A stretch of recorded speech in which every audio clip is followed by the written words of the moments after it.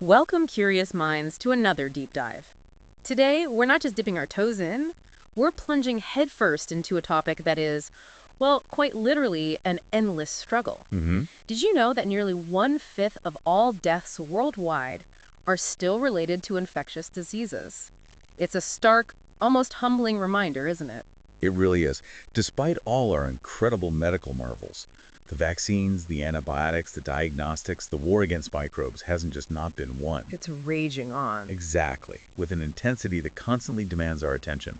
Our expert source material really hammers home that this isn't a static fight, but rather a relentless co-evolutionary arms race. An arms race. One where microbes have consistently proven themselves to be, well, more creative, more adaptive, and often, frustratingly, a step ahead. So for this deep dive, we're cracking open chapter 120 of our expert source. We're embarking on a truly fascinating journey into molecular mechanisms of microbial pathogenesis. A deep dive indeed. Now, our mission for you, our dedicated listener, is a very specific one. We're here to give you the shortcut to mastering this incredibly complex information. Hmm. Think of it as gaining the kind of deep, nuanced understanding that elite professionals in this field possess. We want to transform what might seem like dense, intimidating scientific material Yeah, it can be daunting. into clear, actionable, and profoundly insightful knowledge. We're going to give you the granular detail, but we're going to make sure you understand why each piece matters. Making it connect, essentially. Exactly. So what exactly are we getting into today?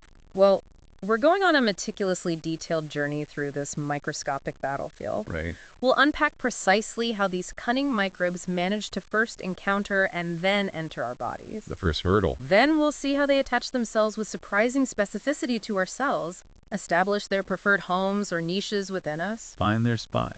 and even how they manage to survive, thrive, and replicate inside our very own cells. Then we'll pivot to explore their truly masterful strategies for evading our, incredibly sophisticated immune system, The countermeasures. how they cause damage to our tissues, and ultimately how they ensure their survival by spreading to new hosts. It's a truly rich and detailed exploration of bacterial molecular strategies, revealing a world of, well, microscopic brilliance. And this isn't just about understanding what makes us sick, though that's certainly a critical outcome. What's truly fascinating here, I think, is that grasping these intricate interactions between microbes and human biology is absolutely fundamental Fundamental to what?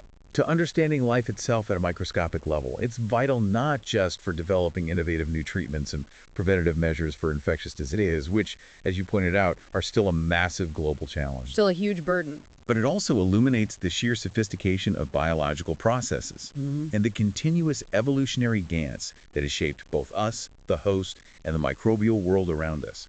It's an ongoing story of adaptation and counter-adaptation A constant back and forth. that reveals profound truths about biology.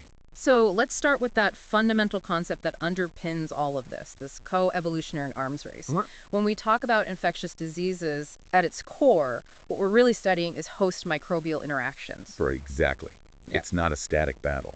It's dynamic, relentless, a struggle that has been ongoing for, well, literally as long as life has existed on Earth. Wow. Every defense our bodies evolve, microbes find a way around. And every microbial innovation we encounter, we scramble to adapt to. It's perpetual motion. And if we connect this to the bigger picture, this endless struggle starkly underscores why the war against infectious diseases is far from over, despite all our impressive scientific and medical advancements. Precisely. Microbes have consistently shown a remarkable capacity for creativity and adaptation, constantly finding new ways to exploit vulnerabilities. Think about the challenges we still face, even now. Like what? Well, despite decades of intense global research, a definitive cure for HIV infection still elusive. Right.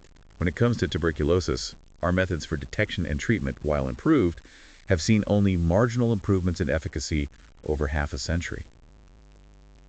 That's a testament to the microbe's resilience, wouldn't you say? Absolutely. It's stubborn. And it's not just old foes. We also see the continuous, often alarming emergence of new outbreaks. Just in recent memory, consider the terrifying viral hemorrhagic fevers, Yeah, Ebola, Marburg. the widespread impact of Zika virus, or most recently and globally, the SARS-CoV-2 pandemic that caused COVID-19. Unforgettable. Each of these brought new challenges and underscored how quickly novel pathogens can emerge and spread. And chillingly, the threat of microbial bioterrorism is still a very real consideration. Still something we have to worry about. always looming as a potential danger that requires constant vigilance and preparedness. This ongoing dance of adaptation on both sides means the fight for health is never truly over. That's a truly sobering thought. Yeah. So, given all these rapid adaptations and new threats, what does this constant arms race mean for our future in fighting infectious diseases? Is that ambitious goal of virtual elimination truly off the table? It's a critical question. And the central message from our source material is quite definitive and, yes, sobering. Okay. Despite all the incredible, genuinely groundbreaking advances we've made in diagnosis, treatment, and prevention of infectious diseases, that ambitious goal of a virtual elimination of infectious disease will likely never be fully attained. Never. That's strong. It isn't pessimism. Yeah. It's a realistic recognition of the rapid, almost unfathomable adaptability of microbes. They operate on a different time scale, you see, with different evolutionary pressures than we do. Faster evolution. Constantly evolving, finding new ways to survive, replicate, and thrive within and across hosts. It means we're in for a perpetual, albeit fascinating battle. Right. And this constant adaptation is rooted in the incredibly intricate interactions that occur at multiple interwoven levels. We're talking about a complex interplay among the infecting microbe itself, The bug. the specific human tissue it targets, because not all tissues are equally vulnerable or hospitable. Location matters. And even the host's own highly diverse microbiome, that's the vast community of beneficial microbes that already live within and on us, and they too play a role. Our friendly bacteria. Microbial factors promote disease by diverse means.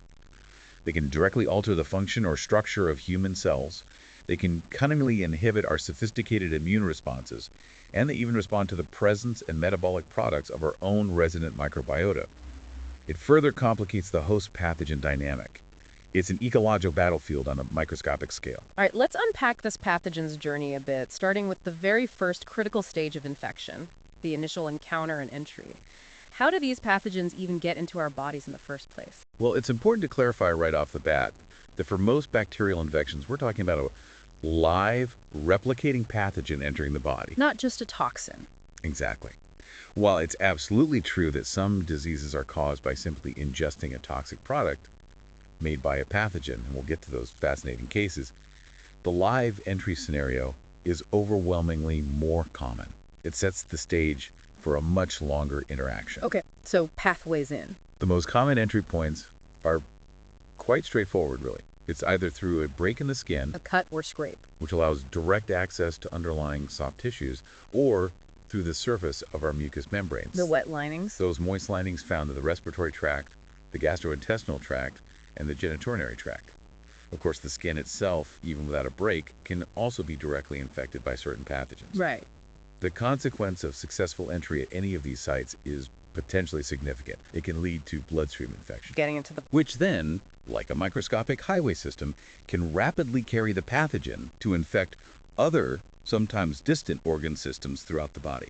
Let's zoom in on some of these common routes, starting with respiratory pathways. These have been front and center for all of us recently, haven't they? Absolutely. When we talk about airborne transmission, we're often dealing with something called respiratory droplet nuclei. Tiny particles. Tiny airborne particles, typically ranging from 1 to 5 micrometers in diameter. They're generated when someone with a communicable respiratory infection engages in everyday activities. Like? Think about a simple cough that can generate around 3,000 such particles, or a sneeze, which can blast out up to a whopping 40,000 particles. Wow, 40,000. Even just talking, playing a musical instrument by mouth, or singing can produce them. It shows how easily they can spread. What's truly fascinating about these particles is their dynamics once they're airborne, right? Yes. Larger particles might initially be too heavy to stay suspended, but they can evaporate down to that critical 0.5 to 12 micrometer range, which allows them to remain airborne for longer. So they shrink and float. And if they're hygroscopic, meaning they absorb moisture, like many components of respiratory droplets, they actually increase in size as they pass through the moist nasal passages and into the lower respiratory tree. They get bigger again. This subtle change in size influences precisely where they might settle in your respiratory tract, determining which cells or tissues are most likely to be infected. For instance, smaller particles can reach deep into the alveoli of the lungs. And it's not just what we breathe in. Fomites are another major route. Right, contaminated surfaces. This involves the indirect introduction of pathogens via contaminated hands touching inert, non-living surfaces. Think of a doorknob, a faucet handle, or even a cell phone screen. Everyday objects. And then those contaminated hands touching the face, allowing entry through the mucous membranes of the eyes, nose, or mouth. We've seen this play out in countless outbreaks. It's why basic hand hygiene is so critical. Classic examples of diseases transmitted this way include tuberculosis, Legionnaire's disease, psittacosis, influenza, measles, chickenpox, aspergillosis, and of course, the recent poster child. COVID-19, exactly. A prime example of both droplet and fomite spread. Okay, moving to the gastrointestinal route. The mechanism is usually pretty direct. Ingestion of contaminated food or water. Or person-to-person contact.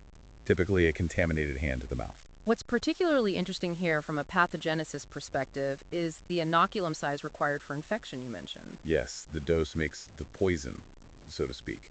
For some pathogens, like Vibrio cholerae during an epidemic, you might need a massive inoculum, perhaps 10 to the 8 organisms, to establish a successful infection. A huge number. Similarly, Salmonella enterica serovar typhimurium often requires around 10 to the 5 organisms.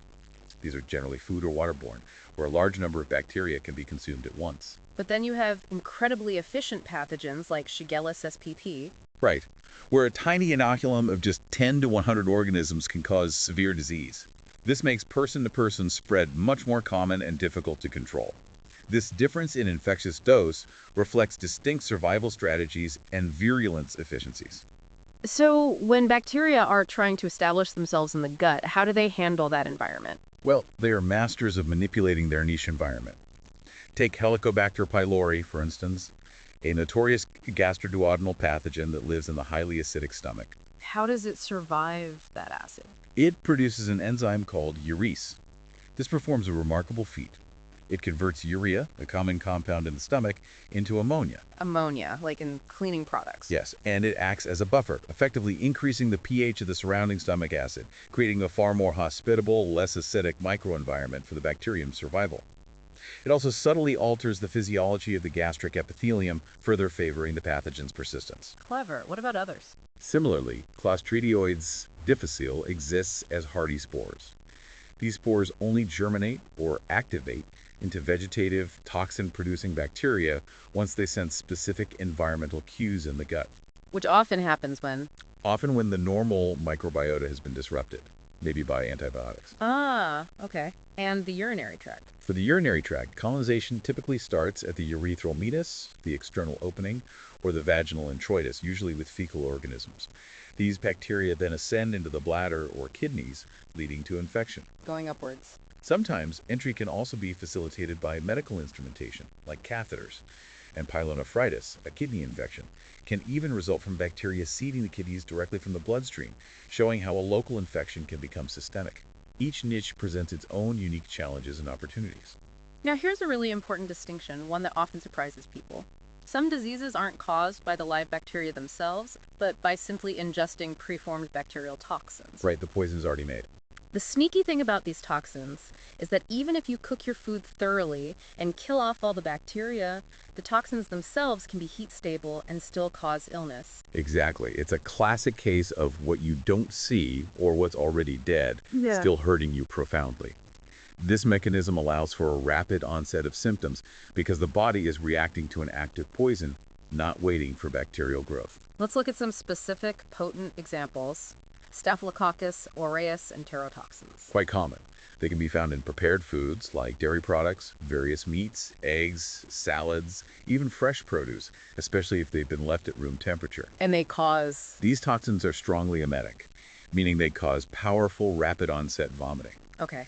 Then there's the Bacillus cereus emetic enterotoxin. Most often associated with improperly refrigerated rice or other starchy foods, the toxin, called cereulide, is particularly insidious. It acts as a potassium ionophore. It creates tiny channels or pores in your cell membranes, specifically disrupting the delicate balance of potassium ions inside and outside the cells, which then directly triggers intense vomiting. Disrupting ion balance. And botulinum toxin, less common but more severe. Less common, yes, but critically important due to its severity. Produced by Clostridium botulinum, this is one of the most potent toxins known. What does it target? It specifically targets and blocks neurotransmitter release at motor neurons, the nerve cells that tell your muscles to move. So, paralysis. A flaccid paralysis, meaning your muscles go limp. This can tragically lead to fatal respiratory failure if the muscles controlling breathing become paralyzed. The overall impact of ingesting these preformed toxins includes immediate, often severe, symptoms like nausea and vomiting, and in the case of botulinum toxin, profound life-threatening systemic effects. Okay, so moving on from initial entry, the next critical step for a pathogen is attachment, right, sticking around. Absolutely. This isn't a passive process. It's a prerequisite for a pathogen to establish an infection and is mediated by highly specific receptor-ligand interactions, like a lock and key. And the host cells have the locks. Exactly. What's truly crucial here is that the host cell surface receptor repertoire plays a fundamental role in delimiting a pathogen's specific niche or niches. Only certain keys fit certain locks. These initial physical associations also help the pathogen avoid host clearance mechanisms, Like being washed away.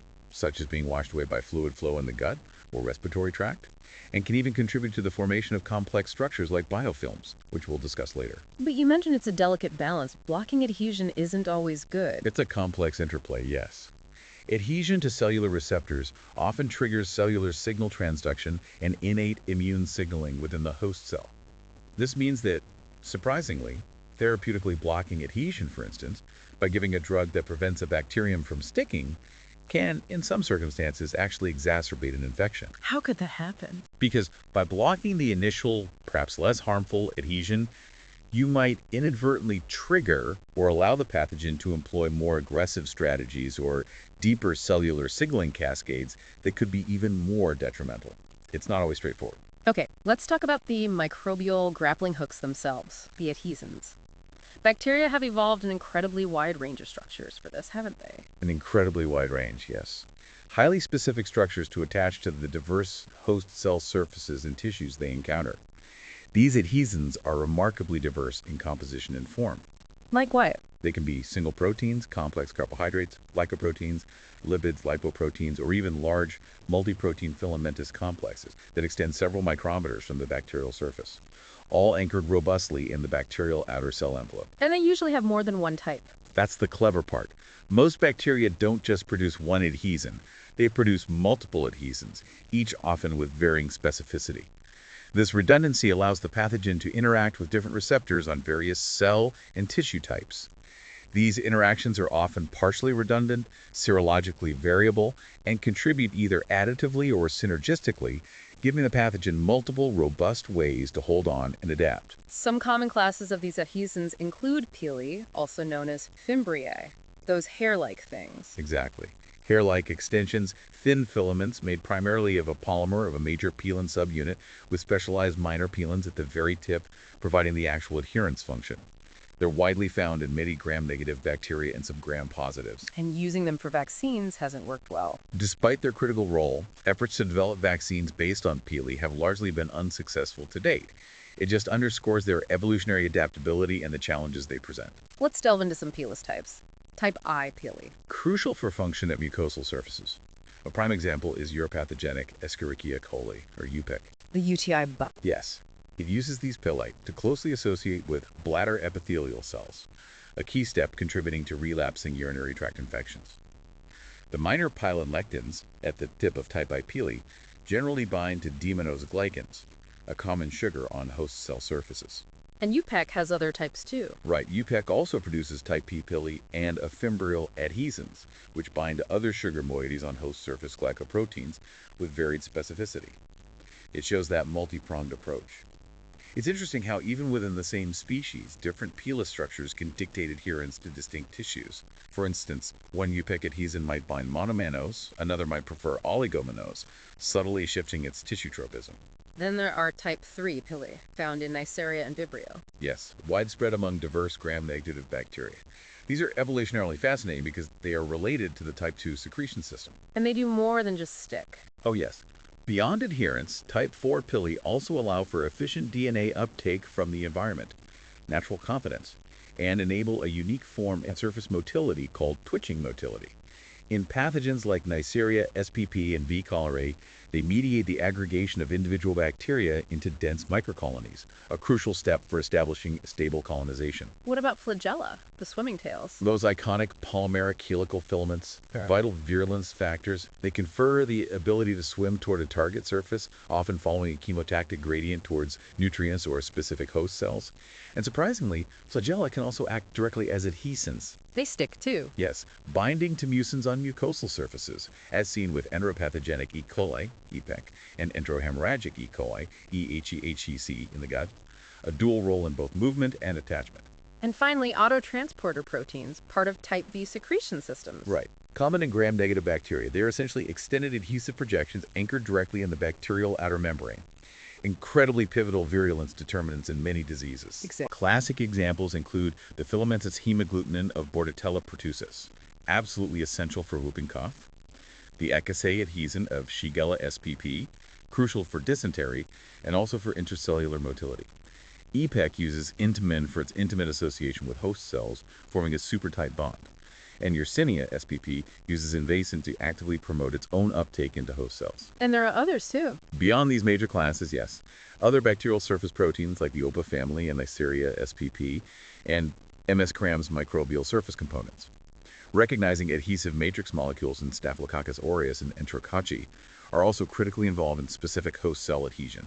It's a vast and sophisticated toolkit. So turning to the host side, the other half of this lock and key system, you mentioned carbohydrates or glycans are really important. They play a truly major role in adherence.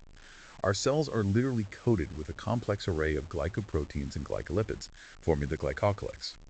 The extracellular matrix, the scaffolding of our tissues, is composed of proteoglycans, also heavily glycosylated.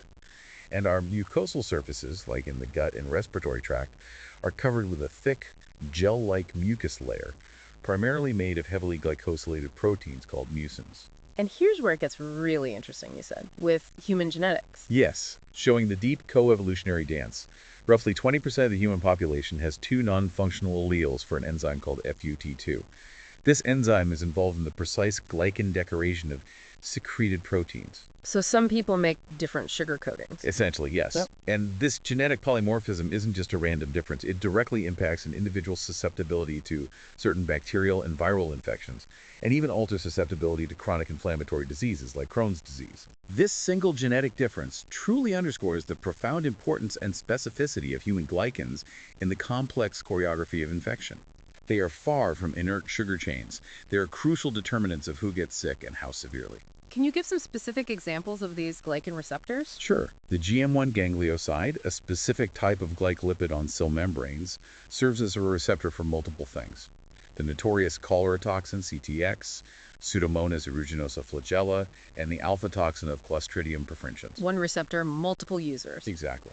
Furthermore, the terminal sialic acid residues on GM1 are crucial for Helicobacter pylori's tissue tropism, mediating interactions with its own bacterial membrane proteins, BABA and SABA. Heparin sulfate proteoglycans and other glycosaminoglycan conjugated proteins, typically found on the basolateral epithelial membranes, act as ligands for chlamydia OMCB and E. coli cytotoxic necrotizing factor toxin, promoting initial bacterial adherence and engagement of additional surface molecules. Incredibly precise molecular handshakes. And the extracellular matrix, the ECM, the stuff between cells. The intricate scaffold, yes. And integrin proteins are ubiquitous in mammals. The ECM consists of crucial components like laminin, fomentin, type IV collagen. Integrins, cell surface receptors, interact with these ECM components via fibronectin in the plasma membrane. And bacteria exploit this. Many bacterial pathogens have evolved to cunningly exploit this fundamental host biology. They engage integrins and related CCAMs, carcinoembryonic, antigen-related cell adhesion molecules as host cell receptors, triggering their internalization into human cells. Example. Adherent invasive E. coli, a pathogenic type, uses CACAM6 as a receptor. Fascinatingly, levels of CACAM6 are increased on epithelial cells in inflammatory bowel disease, which strongly correlates with increased bacterial adherence and inflammation in conditions like Crohn's disease. It illustrates how host predisposition can be exploited. You also mentioned CFTR, the cystic fibrosis protein. That has a role. Another truly fascinating host receptor with a surprising connection to infection. CFTR is a chloride channel crucial for hydrating mucosal surfaces. A mutation causes cystic fibrosis, where patients are hypersusceptible to recurrent respiratory infections due to extremely viscous mucus that the cilia can't clear. Right, thick mucus. The high frequency of these mutations in Caucasian populations has long puzzled scientists, but one intriguing hypothesis points to a coevolutionary twist. A twist. These mutations might have conferred a relative resistance to Salmonella entericus cerevar typhi infection, the cause of typhoid fever, because S. typhi adheres to CFTR via its type 5 pili. So protection against one bug makes you vulnerable to others. Potentially. It's also been reported that epithelial cells actually use CFTR for internalization-mediated clearance of Pseudomonas aeruginosa. This might help explain why CF patients struggle so much to clear these chronic Pseudomonas infections from their lungs. A remarkable example of how genetic predispositions and pathogen strategies are deeply interwoven. Okay, so once a pathogen has successfully attached itself, the next crucial step is making a home, establishing its niche within our bodies. You mentioned tissue tropism. Yes, within the human host, many bacterial pathogens exhibit a very specific tissue tropism. Their infection sites are highly restricted, often to the point where even adjacent tissues remain uninvolved or only minimally affected. Like strep throat not usually causing pneumonia. Exactly. Group A streptococci primarily cause pharyngitis and soft tissue infections, but rarely pneumonia. Similarly, Vibrio cholerae strictly infect the small intestine, not the stomach or colon, whereas Shigella spp specifically cause disease only in the rectosigmoid colon. So getting to the right place and staying there. Precisely. To truly establish infection, the pathogen must not only access its preferred niche, but also find ways to remain securely within it. The initial mode of spread often determines this initial settlement. Tiny droplet nuclei might reach deep into the bronchi or alveoli, while pathogens from hands might settle in the pharynx or nasal passages. In the dynamic environment of the GI tract, pathogens must cleverly contend with normal intestinal motility, which constantly tries to flush them out. And the environment in that niche triggers specific virulence factors. Absolutely key here.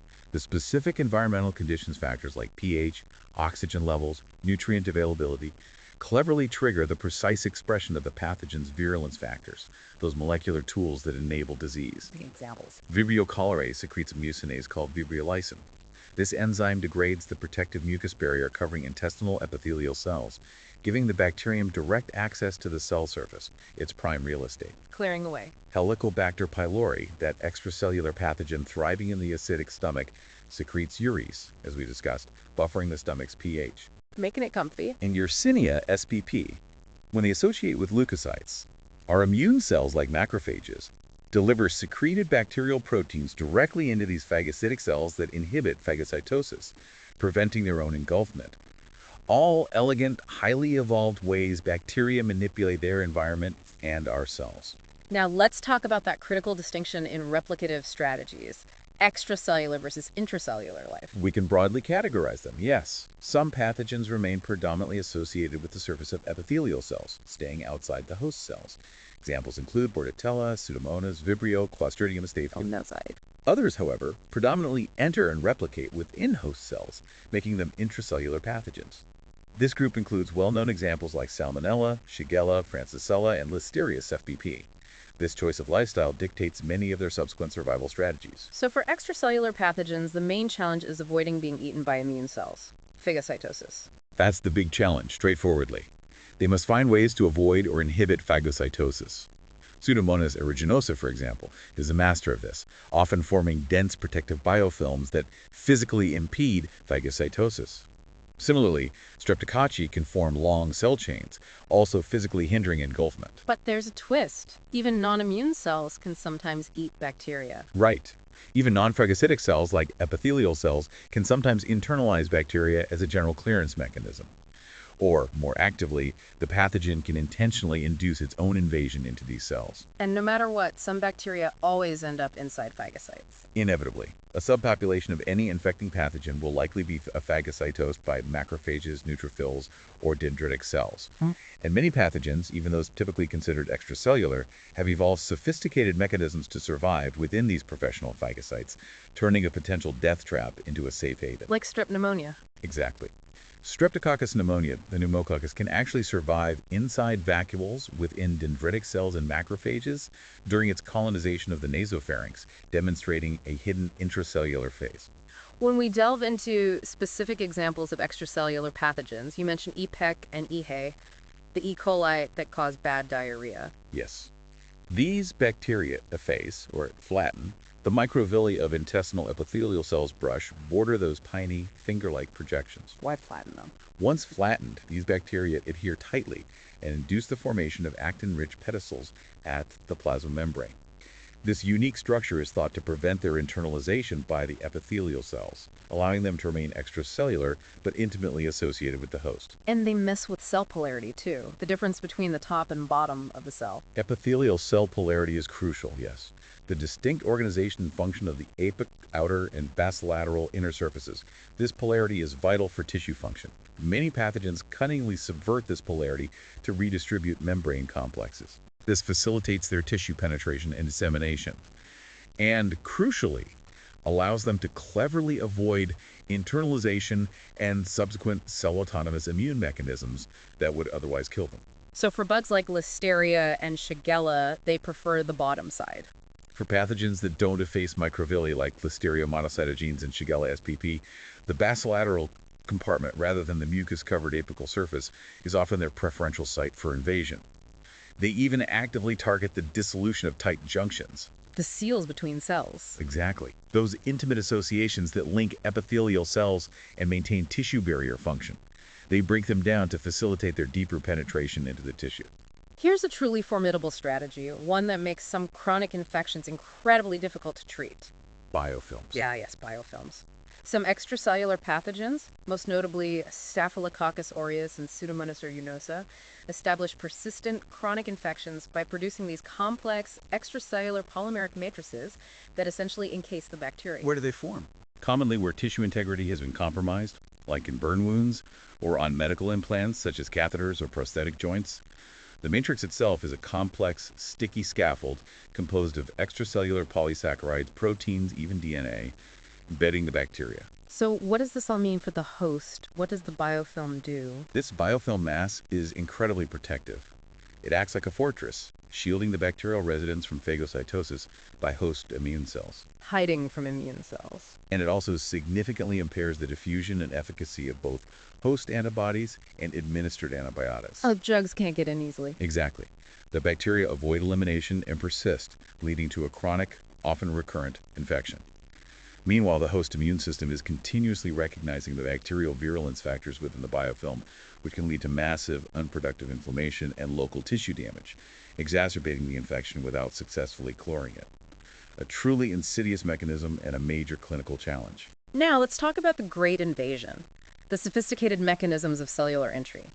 Intracellular pathogens have ways to get inside cells, right? Essentially, all bacterial pathogens that are predominantly intracellular during infection have developed truly sophisticated mechanisms for actively inducing their internalization.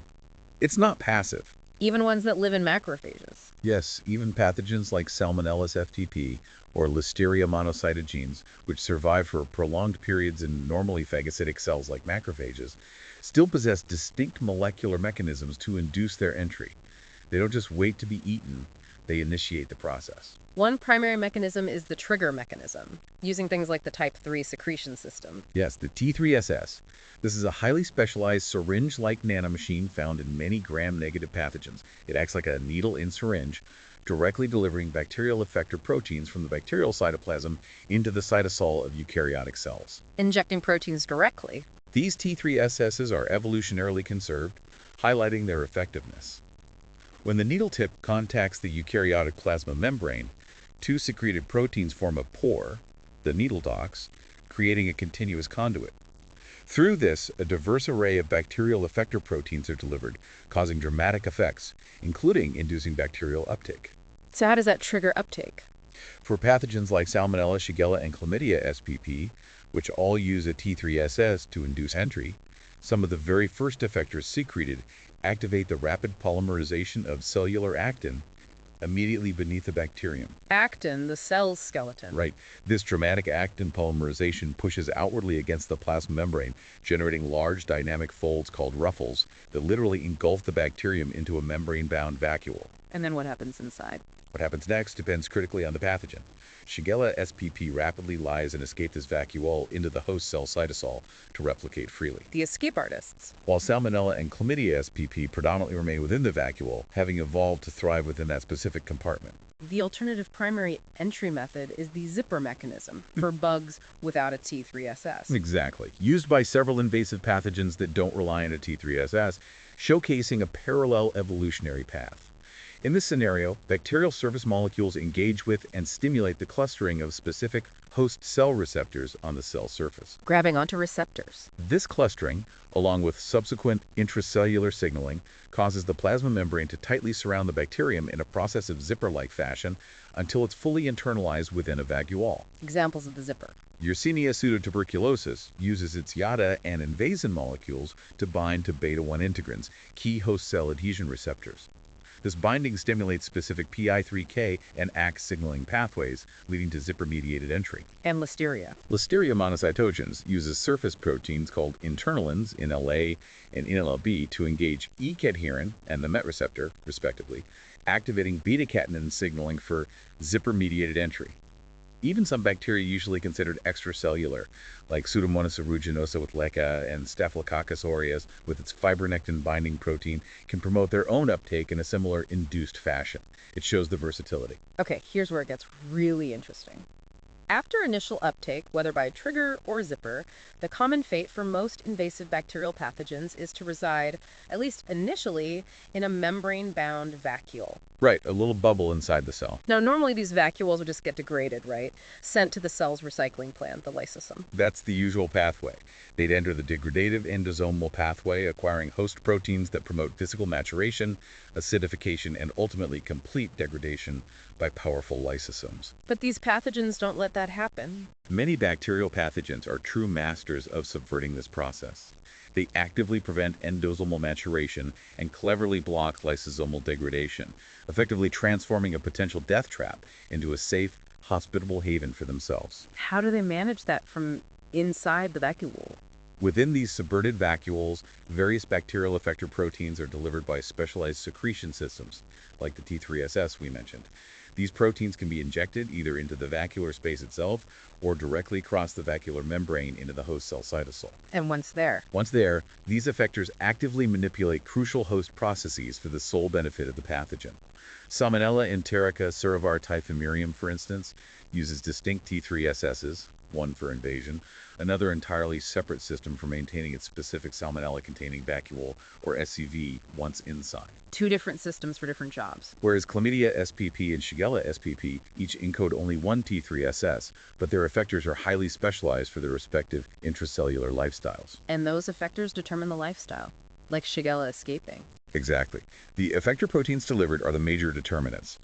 Shigella uses its T3SS for rapid vacuole escape, bursting into the host cell cytosol.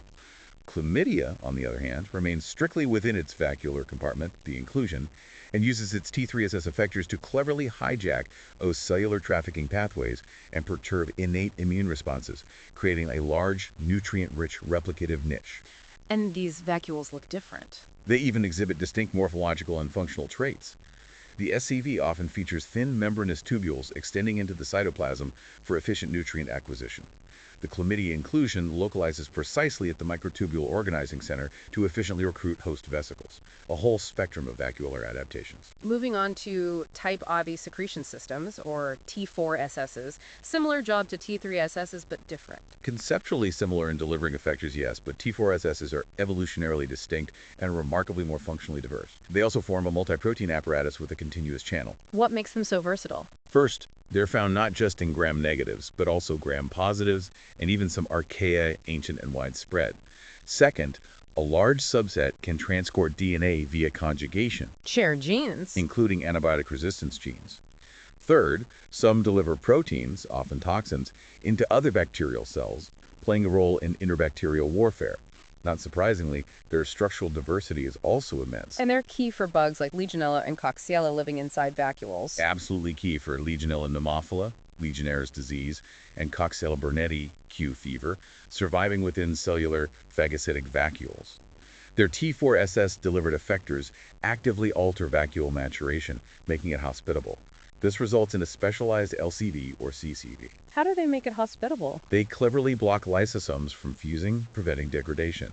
They precisely manipulate host vesicular trafficking and remodel intracellular membranes, fundamentally altering the vacuolar membrane's lipid and protein content. Can you give an example? For L. nemophila, its phospholipase VPD reduces levels of phosphatidylinosyl 3-phosphate on the LCV membrane.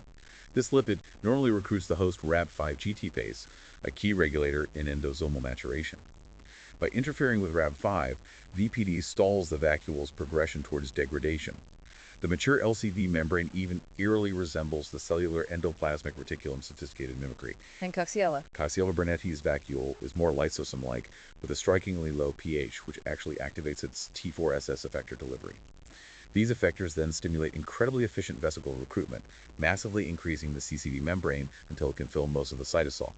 For both, these mature subverted vacuoles become perfect replication sites. Beyond T3SS and P4SS, there are others, like type 6 and type 7. Yes, other less understood secretion systems also play pivotal roles.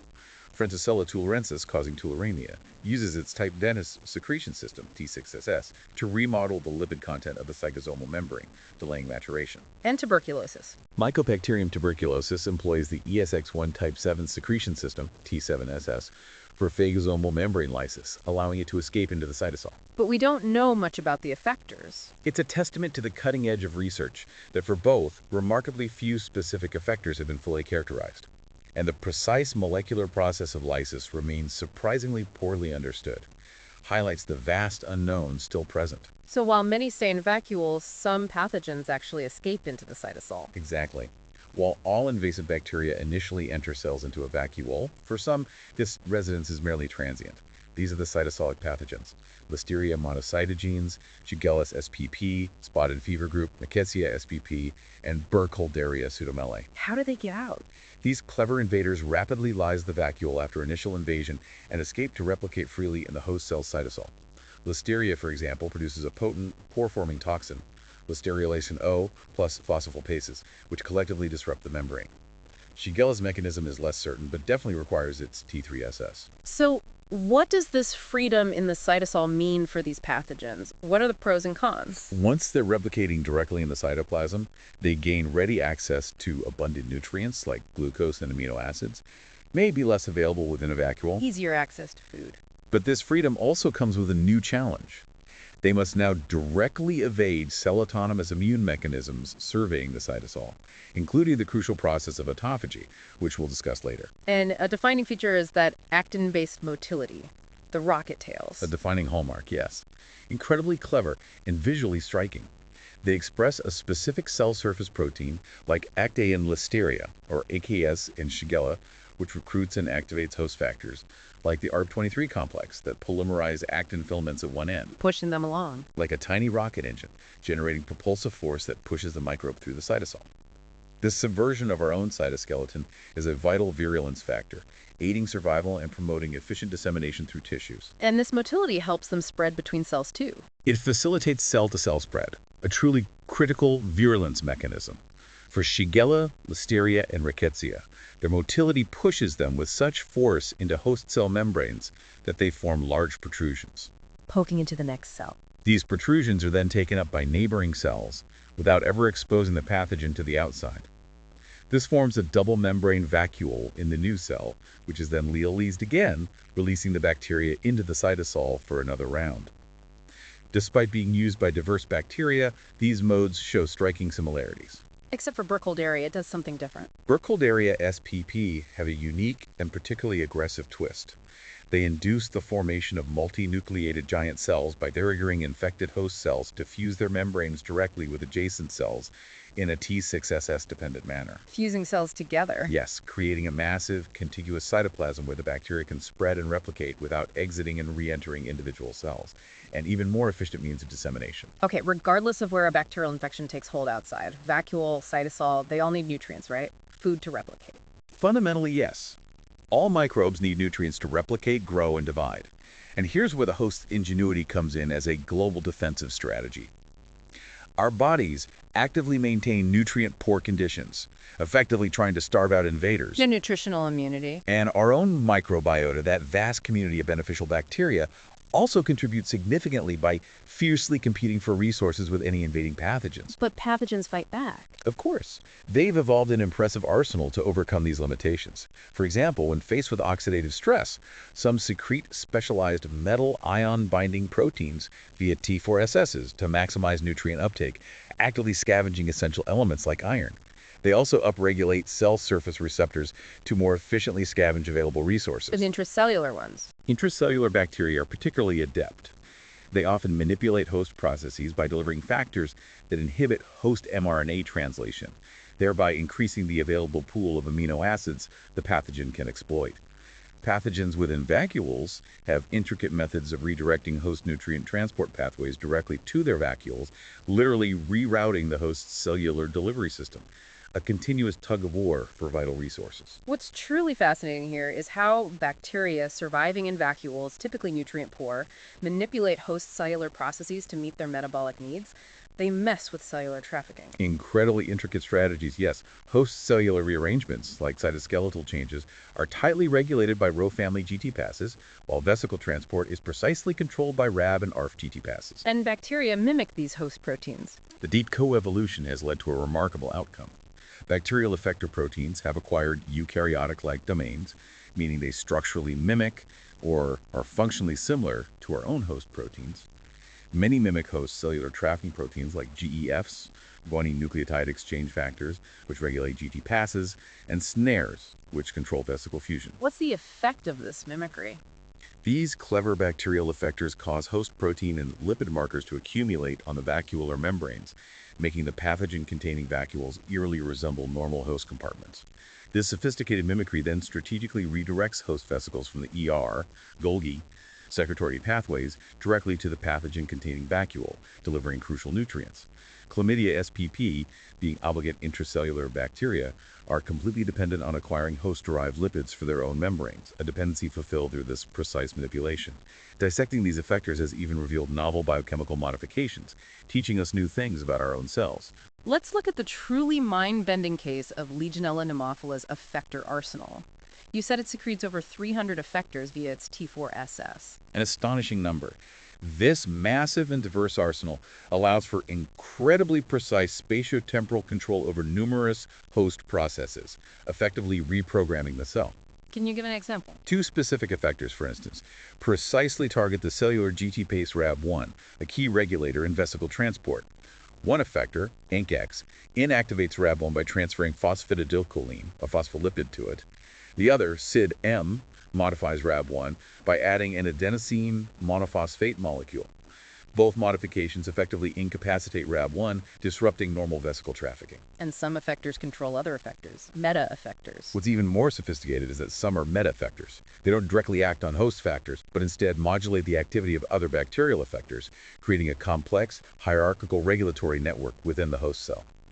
This coordinated activity gives Legionella incredibly fine-tuned and pervasive control, allowing it to survive and replicate despite our defenses. For the host to effectively clear an infection, it absolutely must be able to sense it in the first place. Our innate immune system, with its germline-encoded sensors, is the first critical line of defense, right? The immediate alert system. Exactly. And the nature of this initial innate response also plays a crucial role in shaping the subsequent, more specific, adaptive immune response. Our mucosal defenses are critical in this initial battle.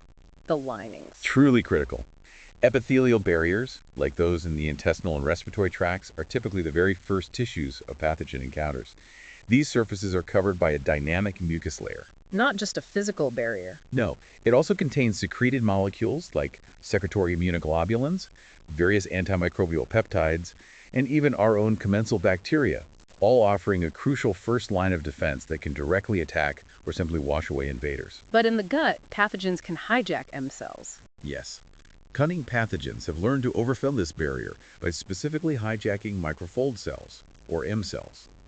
These specialized cells are found in follicle-associated epithelia, strategically positioned immune sampling sites. What do M cells normally do? They normally function to sample antigens and even intact bacteria from the gut lumen, and then deliver them to the underlying gut-associated lymphoid tissue, a PLT, via transcytosis, like a cellular package delivery. And then what happens in GALT? Within the GALT, professional phagocytic immune cells, Dendritic cells, macrophages, neutrophils engulf this material.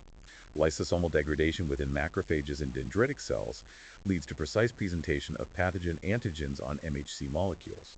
These antigen-presenting cells then migrate to lymph nodes, To activate the next stage. where they stimulate the adaptive immune response by activating specific B cell and T cell clones, preparing the body for a more targeted attack. It's a sophisticated system, but one pathogens exploit as a backdoor entry. Once bacteria manage to cross those initial barriers and enter the tissue, they immediately encounter the complement system, part of humoral immunity. Yes, an incredibly complex network of plasma and tissue-resident proteins. When activated in a cascade, it can either label pathogens for more efficient phagocytosis opsonization, making them tasty for immune cells, or in some cases, directly lyse them by punching holes in their membranes. A finely tuned, self-amplifying cascade of destruction. How is it activated? Three main pathways. The classical pathway is triggered when the C1 complex binds to antibodies already attached. The lectin pathway activates when lectins bind specific surface carbohydrates on microbes. And the alternative pathway involves spontaneous C3 cleavage, a constant low-level surveillance. And they all lead to. All converge at the formation of the C3 convertase complex on the bacterium, a critical amplification step. Activation of further components leads to chemokine production, recruiting more immune cells, further bacterial opsonization, or the final dramatic step, assembly of the membrane attack complex, or MAC. Which punches holes. Literally forms a pore on the bacterial surface, causing the pathogen to lease and die. It's powerful, so bacteria must have ways to fight it. Unsurprisingly, yes. Bacterial virulence factors have evolved to inhibit almost every step, highlighting its importance. Their strategies are varied, preventing initial recognition, perhaps with a polysaccharide capsule, like a cloaking device, or modifying their LPS to appear less foreign. Or direct attack. They can directly degrade complement components using secreted proteases, or cleverly mask their surfaces by binding host proteins, mimicking self. Streptococci are good at this. Truly formidable. Numerous redundant mechanisms. Proteases CPA and SPEB degrade complement proteins. Surface M proteins bind host proteins like factor H. Their hyaluronic capsule shields them.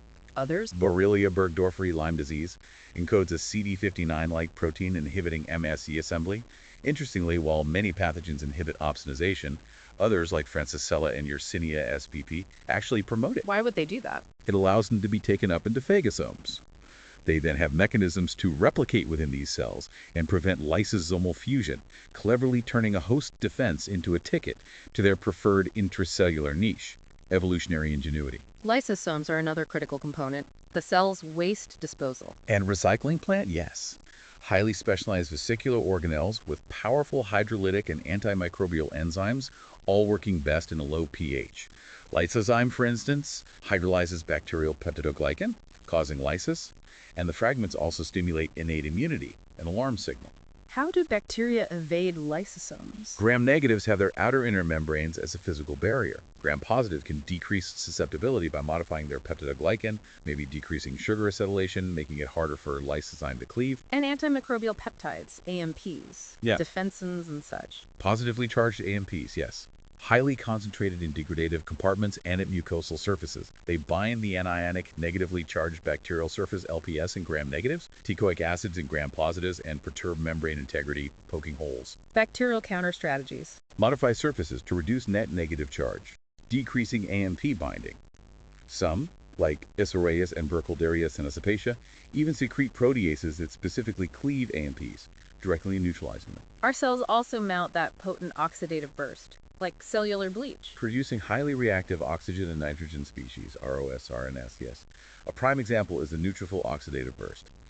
NADPH oxidase generates superoxide radicals within the phagosome or releases them extracellularly. Bacterial defenses against that. Powerful detoxification enzymes, superoxide dismutases, peroxidoxins, catalases, neutralizing these toxic molecules. Many also block NADPH oxidase activity itself, often via T3SS effectors modifying small GTpases, preventing its assembly. And the importance of this is seen in Chronic granulomatous disease. A genetic disorder with non-functional NADPH oxidase leads to marked susceptibility to bacterial and fungal infections.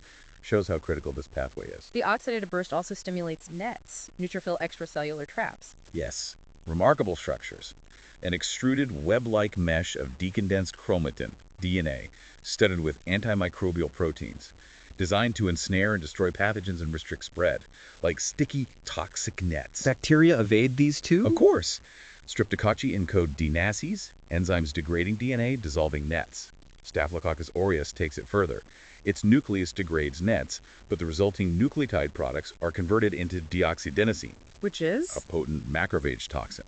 A brilliant, terrifying example of how pathogens can utilize host antimicrobial responses to their advantage, turning defense into offense. Okay, so detection. Our innate immune system uses pattern recognition receptors, PRRs, cellular sentinel. Exactly. Recognizing molecular patterns that signal pathogens, PAMPs, or cellular damage dams. This allows the system to distinguish self from non-self and danger, confirm infection, and even identify the pathogen type. Where are these PRRs? TLRs, toll-like receptors, are transmembrane proteins at the cell surface, or in endotherms, surveilling the outside. Other PRRs, like NOD-like receptors, monitor threats within the cytosol. On phagocytes, TLRs might use scavenger receptors as co-stimulatory partners. What do they recognize? Conserve microbial molecules like LPS, peptidoglycan, flagellin, nucleic acids essential for microbes but distinct from us. And when they bind something. Stimulation triggers assembly of supramolecular organizing centers, SMOCs, large protein complexes mediating precise ubiquitination and phosphorylation. This ultimately leads transcription factors like NFK, AP1, IRFs to translocate into the nucleus, To turn on genes. stimulating expression of powerful cytokines, chemokines, and other immunity-related genes, initiating a broad defense. You mentioned CGS sting. Recognizes nucleic acids. Yes, previously thought mainly viral, now known to actively recognize microbial nucleic acid too. Activates IRF3 and NFP, inducing potent interferon-regulated pro-inflammatory genes. Presenting a cytokine release alerts bystander cells, recruits more immune cells, priming the organism. And cytosolic ligands generally elicit stronger responses, reflecting a higher perceived threat. The system is adept at distinguishing threats, tailoring responses. But pathogens have evolved ways to avoid this detection, masking PAMPs. A very common strategy, modifying their PMPs, for example, Yersinia pestis, the plague bacterium. In its flea vector, its LPS is hexaacylated, strongly activating our TLR4.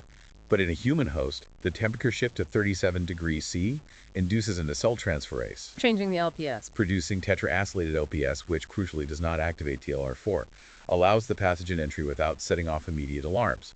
Other formidable pathogens like Francisella tularensis, Porphyromonas gingivalis, H. pylori also make tetraacylated LPS. What about H. pylori's flagella? Incredibly clever. Its flagellum, essential for virulence, contains a flagellin epitope that is diverged in sequence from the typical TLR5 recognition motif, bypasses TLR5 detection, preventing immediate immune recognition. And group A strep. Secretes SADI1 DNase, degrades cpg-DNA, a common bacterial DNA motif, reducing the immunogenicity of Lidus bacteria. Destroys the signals. Let's talk about disrupting central alarm systems. NFB signaling. How do pathogens mess with that? Cytosolic PRRs like NOD1 and NOD2 recognize bacterial peptidoglycan fragments, activating NFEB, priming robust responses. Polymorphisms in NOD1-NOD2 genes linked to IBD show their critical role. Pathogens specifically target key components of the NFK-BAB pathway to keep pro-inflammatory genes repressed, counteracting PMP-triggered responses. And ubiquitination is a key target, the protein tagging system. A common and sophisticated target. E3 ubiquitin ligases link ubiquitin to target proteins, leading to degradation, specific targeting, or signaling changes. Pathogens exploit this. For instance, Yersinia eop and Salmonella SSPH2 are T3SS effectors targeting components of the IKK complex for degradation. What does IKK normally do? It normally inhibits NFKB by phosphorylating and ubiquitinating IBI, the protein keeping NFT sequestered. By degrading IKK components, these effectors ensure IBI stays intact, preventing NFK activation. Others do the opposite, remove ubiquitin. Conversely, pathogens like Chlamydia trachomatis and Burkholderia pseudomallei secrete bacterial ubiquitinases. These remove ubiquitin tags from IBI, preventing its degradation. By keeping IBI stable, NFP remains inhibited. Precise molecular sabotage. More examples. Legionella's T4SS delivers MABC transglutaminase, performing non-canonical ubiquitination of an E2 enzyme, preventing IKK activation. Shigella's T3SS kinase OSPG binds and inhibits cellular E2 ubiquitin conjugating enzymes. EPEC and Li and Shigella OSPZ are cysteine methyltransferases inhibiting IKK activation. The sheer variety and specificity targeting distinct host components underscores how critical subverting innate signaling is for pathogens. Beyond NFT, PRRs also stimulate the MAPK cascade, activating the AP1 transcription factor, another alarm. Yes, another major pro-inflammatory pathway. And bacteria are experts at sabotaging this too. Bacillus anthracis lethal factor, the potent exotoxin, is a metalloprotease cleaving the N-terminal region of most MAPKs.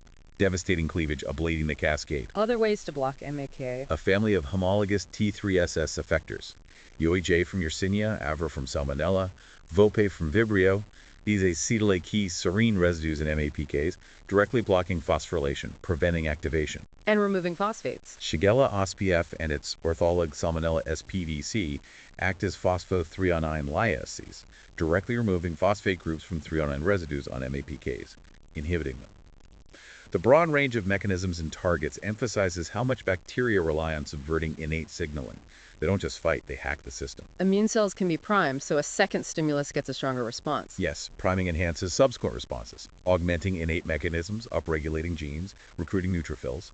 A second stimulus then activates a more robust response aimed at clearing the pathogen or even inducing infected cell suicide. And immune GTpases are involved in this priming, GBPs. One crucial set priming cellular responses is the immune GTpases, particularly guanylate binding proteins, GBPs.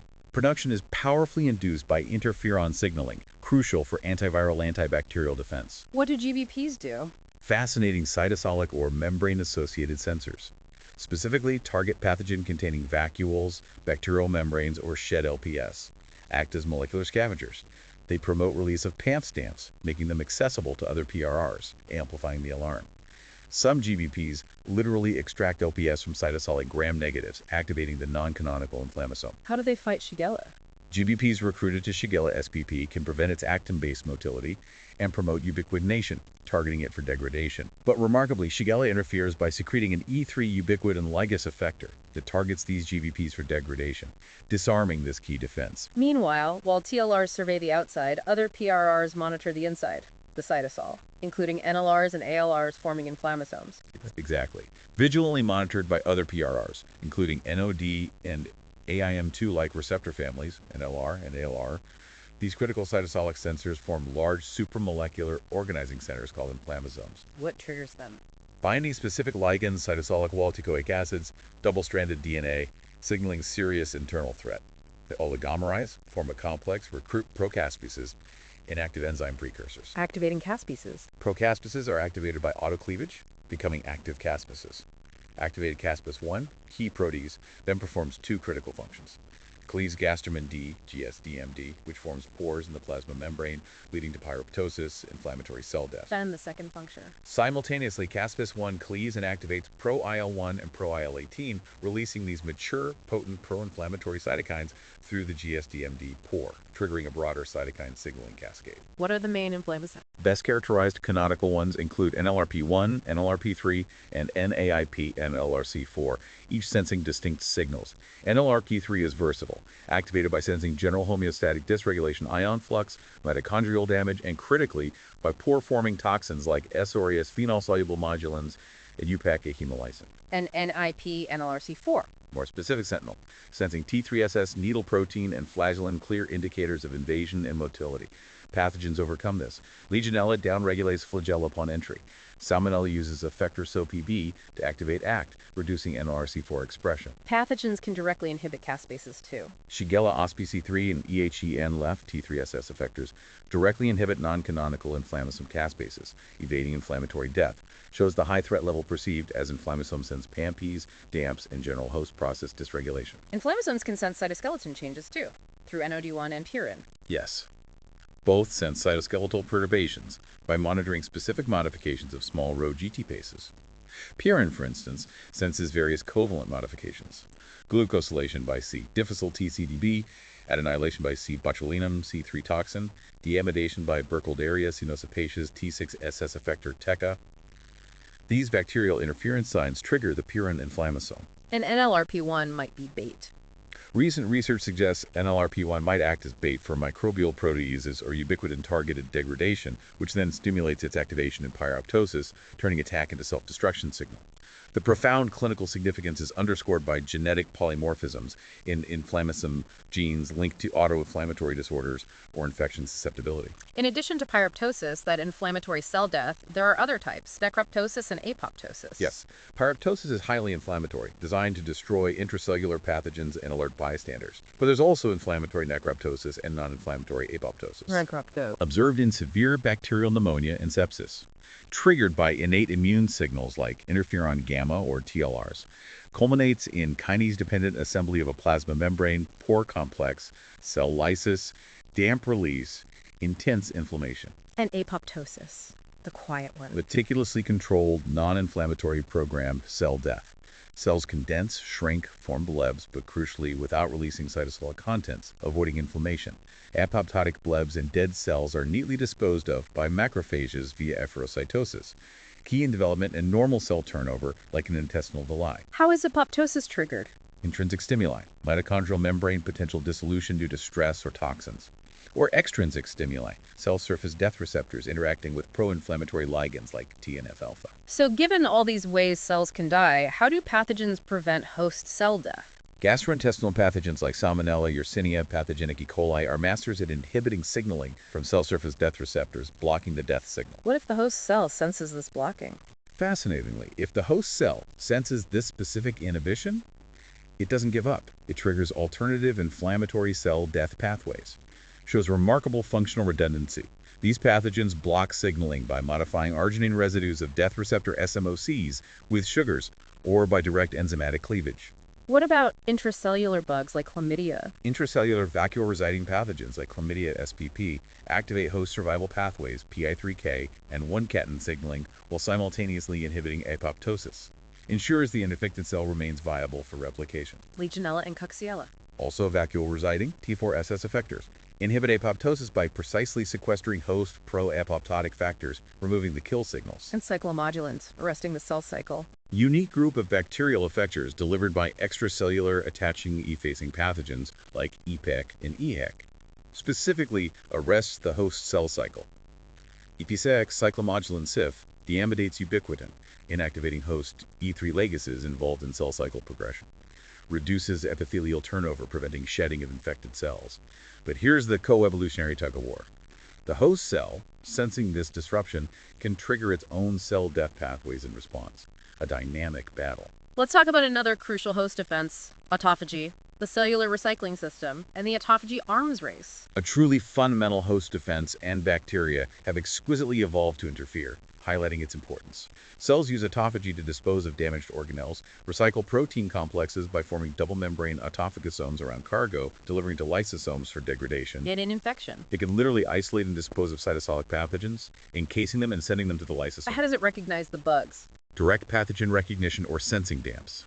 Host galectins, polysaccharide binding molecules, recognize pathogen surface carbs, induce ubiquitination of the bacterial surface, tagging for destruction, and recruit host autophagy protein LC3, triggering engulfment. So survival depends on blocking autophagy. For intracellular pathogens, absolutely critical. They employ various mechanisms.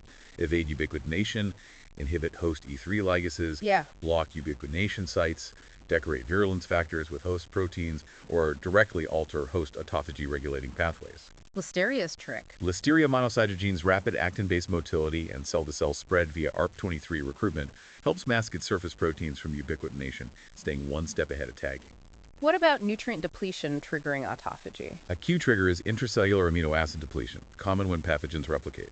This inactivates mTOR, the master metabolism regulator, which de-represses autophagy. But invasive pathogens like M. tuberculosis, Salmonella, Shigella have evolved strategies to reactivate mTOR signaling during infection, counteracting starvation signals and evading autophagy. Salmonella has specific blockers, too. Salmonella secretes effectors, SESEG, that block activation of a critical kinase required for autotophagosome generation, directly interfering.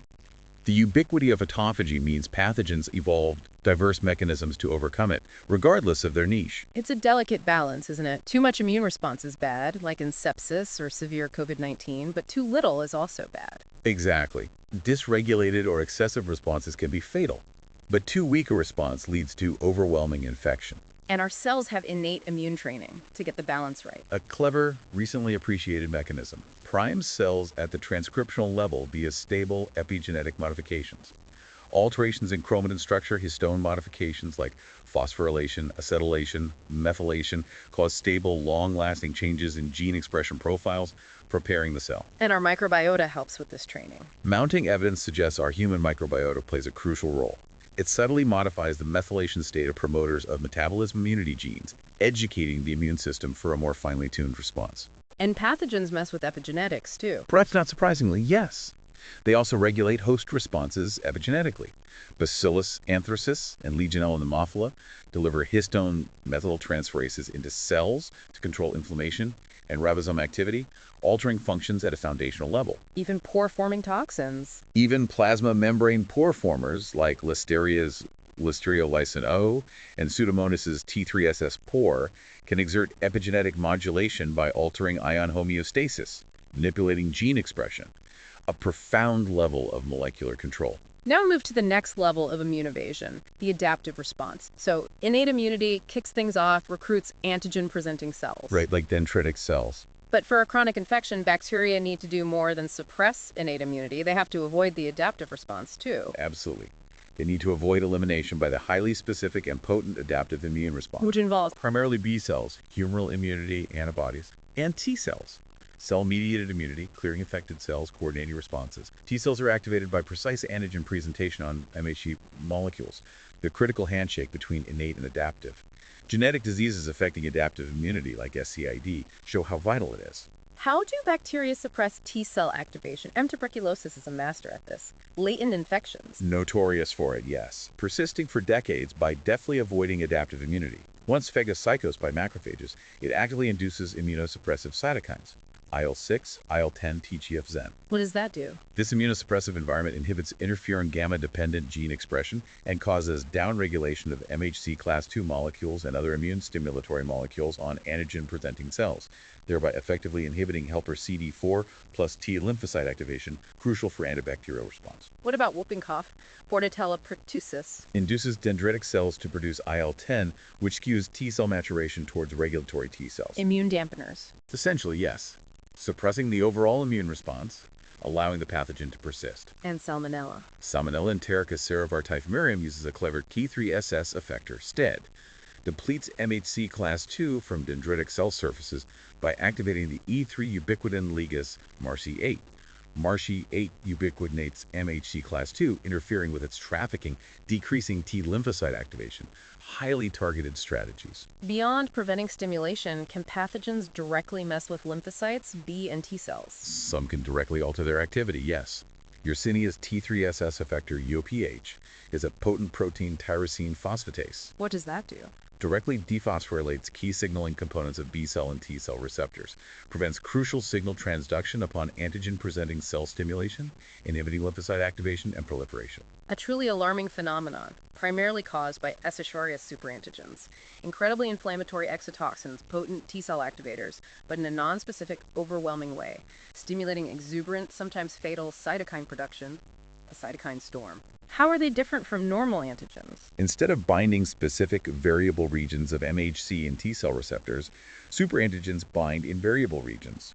This allows them to bridge between vast numbers of MHC and T cell receptors, non-specifically activating up to 20% of all T cells, regardless of specificity. Leading to massive inflammation. Massive, uncontrolled activation leads to an explosive cytokine release, systemic inflammation, organ damage, potentially fatal shock. A terrifying hijacking of immune amplification. Many bacterial toxins are cytotoxins. They kill or damage cells, like AB toxin. Yes, specifically trigger host cell death or dysfunction. AB toxins are well characterized, named for their structure, an active A subunit, enzymatic activity, and a binding B subunit receptor binding. Ensures they hit the right target. Exactly.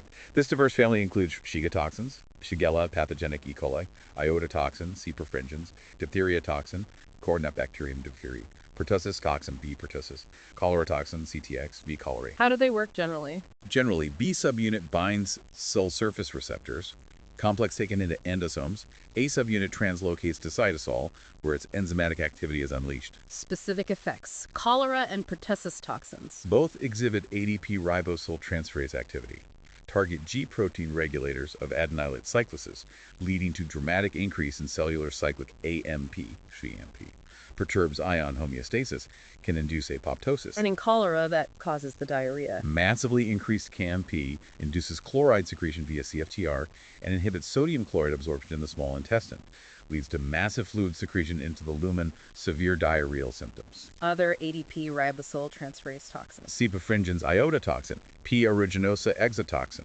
a target elongation factor 2, inhibiting host protein synthesis. Shutting down protein production. While Salmonella SPVB, C. difficile binary toxins, target actin, inhibiting normal cytoskeletal rearrangements. Despite diverse activities and targets, the overall impact is profound cell dysfunction, hijacking cellular trafficking. Pore-forming toxins are another big group, especially for extracellular bugs. Incredibly prevalent virulence factors, yes, include the large family of cholesterol-dependent cytolysins, S. intermedialysin, C. perfringens theta-toxin, B. anthracis anthrolysin O, L. monocytogenes listeriolysin O. And Staph aureus makes several. S. aureus produces several potent cytolysins, patent valentine leukocidin, alpha-began demokita hemolycins, phenol-soluble modulins, all designed to attack host membranes. How do they work? Released by bacteria, diffuse, assemble into oligomeric complexes in host plasma membranes, forming large pores or holes. Leads to rapid host cell lysis. Are they specific? Cell type specificity is often driven by specific receptor binding, though moculins, being amphipathic, can insert directly without receptors, acting more broadly. These lytic toxins protect S. aureus from phagocytosis by destroying immune cells. But the host has a countermeasure: exosomes as decoys. A fascinating recent discovery. Cells sensing these toxins release tiny vesicles, exosomes, act as decoys, absorbing cytolysins, removing them, protecting remaining cells. An ongoing arms race, even at the molecular level. It's critical to remember that much of the pathology, the symptoms, the damage, actually results from the host's own immune response, right? Not just direct damage. Absolutely. Infected cells continuously signal, alerting the immune system, even while many bacteria cleverly avoid direct elimination. This creates chronic inflammation that, while trying to clear the pathogen, often causes significant collateral damage to our own tissues. Okay, let's unpack this. How do pathogens break through barriers and spread? In the intestine, tight junctions seal cells together. Meaty, intimate associations, yes, like a strong, impermeable seal, linking cytoskeletons, maintaining tissue barrier function, preventing unwanted passage. And intestinal pathogens disrupt these junctions. Many have evolved cunning strategies to perturb gut epithelial integrity, manipulating cell polarity or directly disrupting intercellular junctions. Examples. C. perfringens, V. cholerae, pathogenic E. coli, Shigella S. typhi, all produce specific toxins in the GI tract that directly disrupt tight junctions, breaks down the barrier, allowing access to deeper tissue. Vibrio cholerae's RTXA toxin Causes dramatic cell rounding and barrier failure through actin cross-linking. Yet, it cleverly avoids eliciting substantial immune responses by simultaneously inactivating phospholipases and Rho-GTpases, preventing the cell from properly signaling damage. and SPATEs, serine proteases. Serine protease autotransporters of Shigella and some pathogenic E. coli. Secreted into gut lumen mucus, cleave epithelial junction components and mucins, literally dissolving parts of the barrier, facilitating penetration. So this tissue damage lets them spread. Ultimately, yes. Whether direct or indirect, it allows pathogens access to underlying buccal layers, lymphatics, eventually the bloodstream, enabling seeding of other organs, causing systemic disease. The host is essentially a replicative niche, allowing multiplication and then transmission. Exactly, allowing them to multiply extensively and then, crucially, be transmitted to new hosts, perpetuating the cycle. The mode of transmission typically aligns logically with entry. Like respiratory bugs spreading by cough. For respiratory pathogens, tissue damage in the lung induces coughing, aerosolizing the pathogen, creating droplets, allowing inhalation and colonization of a new host. And GI pathogens, diarrhea. Often elicit profuse diarrhea. Facilitates transmission via direct fecal-oral route or contamination of crops or food with waste. Understanding these modes is foundational for public health. Basic hygiene, hand washing, decontamination, social distancing can greatly diminish rates. Beyond the direct host pathogen interaction, the wider ecosystem matters. Microbiota and phages. Huge and often underappreciated role, yes. Our host microbiota, that vast community of commensal bacteria, fungi, viruses, is an ecosystem contributing significantly to host defense, essential for metabolic homeostasis, immune development. How does it provide defense? Colonization resistance. These commensals provide crucial colonization resistance. The gut microbiota especially is one of the densest ecosystems known. Invading pathogens are greatly outnumbered, must fiercely compete for nutrients, making it hard for new invaders to establish. See, disinfection highlights this. Dramatically underscores it. Antibiotic treatment eradicates gut microbiota components, creating ecological vacuum, allowing C. difficile spores to germinate, causing disease.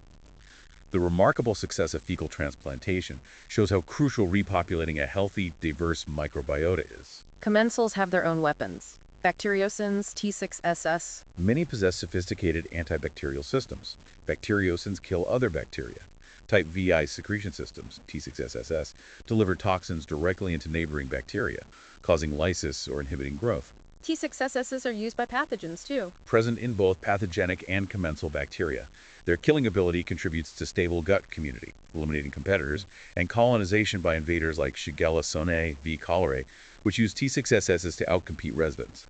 In cystic fibrosis, P. aeruginosa T6SS upregulations suggest a role in its chronic persistence in the polymicrobial lung. And finally, bacteriophages. Viruses that infect bacteria, they regulate pathogens. Fascinating word about them, yes. Phages exert a profound influence. Take V. cholerae with its aquatic reservoir. Seasonal cholera peaks in endemic regions are strongly linked to cyclical blooms of phages, specifically targeting V. cholerae. How does that work?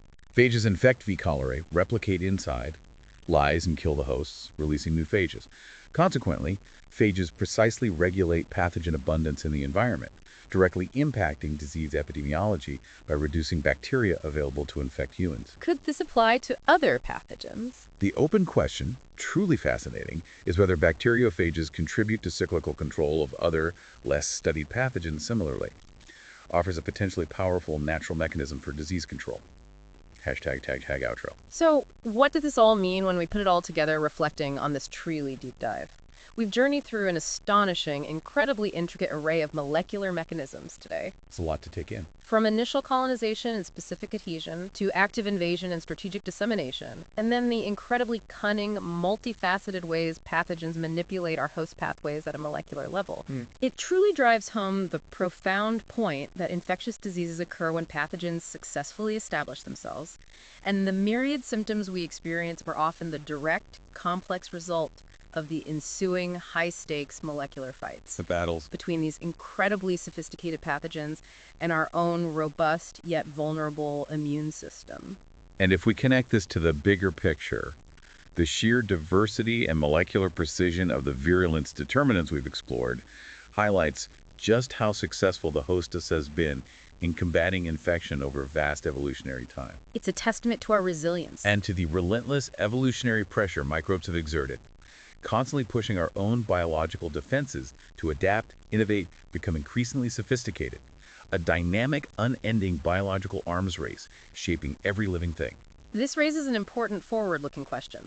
What's next in this perpetual battle? Understanding these intricate bacterial strategies, the very molecular tools they exploit. It's not just about disease. No, it profoundly betters our fundamental understanding of human biology itself.